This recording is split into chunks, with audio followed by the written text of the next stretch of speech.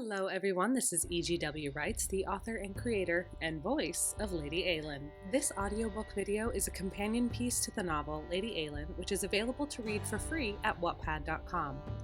You can find this book and a handful of others on my profile. To view that, please visit wattpad.com/EGWwrites. Two quick housekeeping notes before we get started. Number one, this book will contain adult content, so listener discretion is advised. Please use headphones or listen privately. Number two, I live in New York City, and as much as possible, will try to edit around city sounds like sirens, car alarms, shouting, traffic, and etc. But sometimes there is no avoiding it. My apartment is a little too small for a recording booth. Thank you for your patience. Now, grab a cup of coffee or tea, snuggle up, and let's read. Lady Eilean, Chapter 14. I had hardly pulled myself out of bed and was brushing my hair when Ian stormed into my room. He looked haggard and rumpled. I wondered how long my family had been locked up in Mother's rooms. The dark circles under my brother's eyes were stark against his pale cheeks. "We have to talk," he said, frowning at my unmade bed and dressing gown. "Sit." I pointed at the couch with my hairbrush. Glancing at the clock and noting the late hour, if 7 was seen as late, I said mildly, "No morning rides today?" Ian gave me a humorless laugh and then squinted at the bed, studying it closely. I wondered if he knew about Alex sleeping there, if his strange perception could pick up on the rumpled pillows and askew blankets. "Even your bed has ruffles. How on earth do you sleep comfortably?" he asked. I let out a tight sigh, perhaps betraying too much relief that he hadn't inquired after my nocturnal bedfellows. My cheeks turned red, and I turned back to the mirror in haste.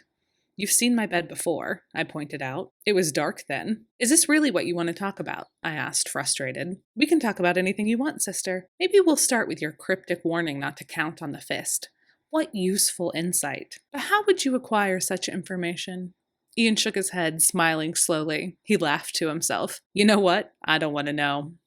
Despite myself, I smiled. I turned on the stool before the vanity and faced him. "Yes, the war. Let's talk about that. Your suspicions were right. When you were sharing your guesses, how certain were you that Father would act? Do you really want to do this? Must you all go? Surely there are other options than what I heard in Mother's chambers last night." Ian chewed on the inside of his cheek, looking warily at the chambermaid picking up around the room. I gently dismissed her, asking her to come back later. She gave me a pained expression, as if she wanted to stay and hear what Ian had to say.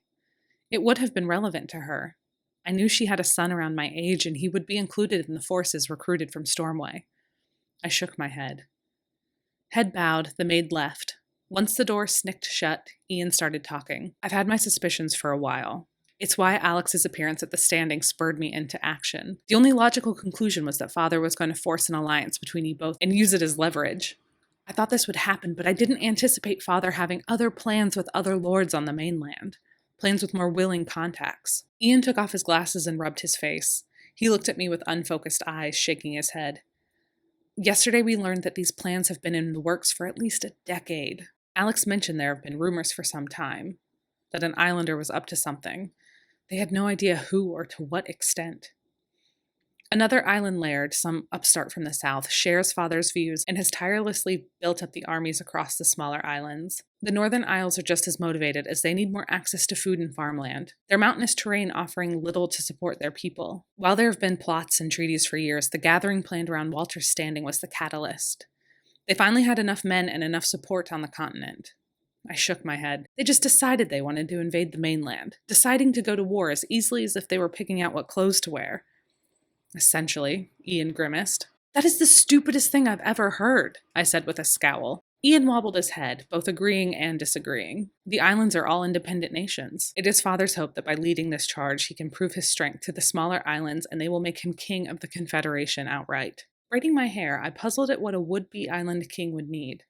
A successful campaign uniting the islands was a good start. Securing access to centralized agriculture would enable him to feed the new kingdom.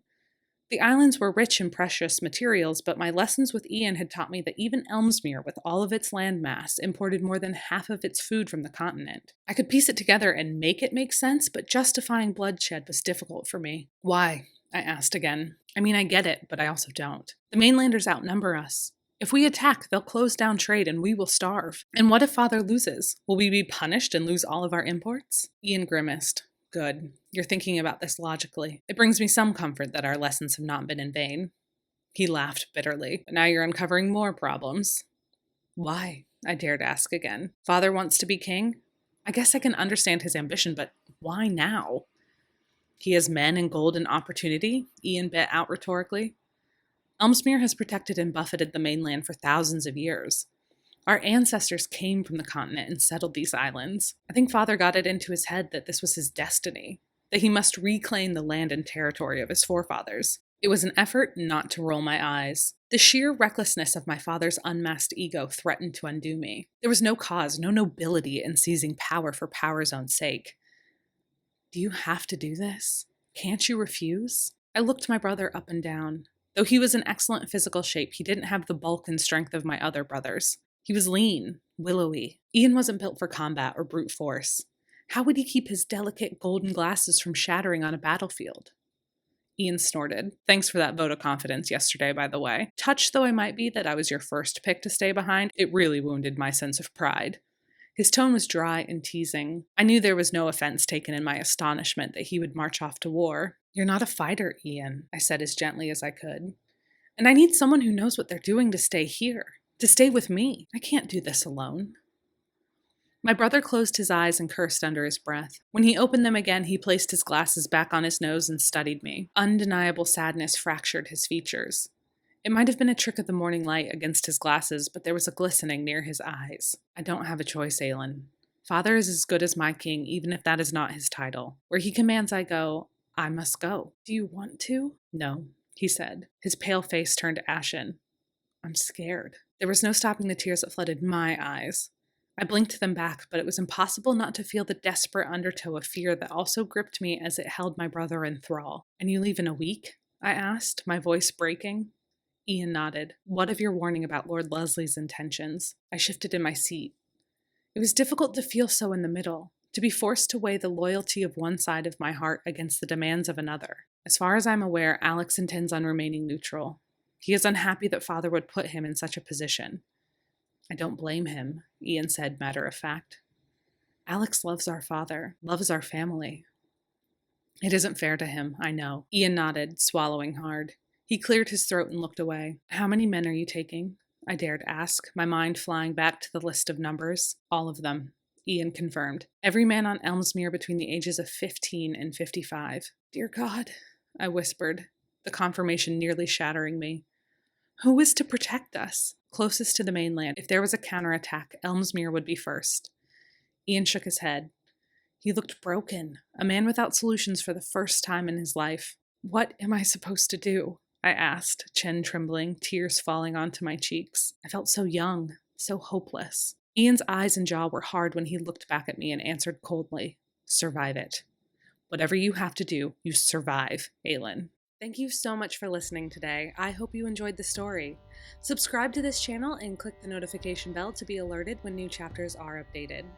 You can also follow me on Wattpad or Twitter at EGWwrites, where I will also share updates. As always, thank you for being a part of Eilean's journey. We are very glad that you're here. Until next time.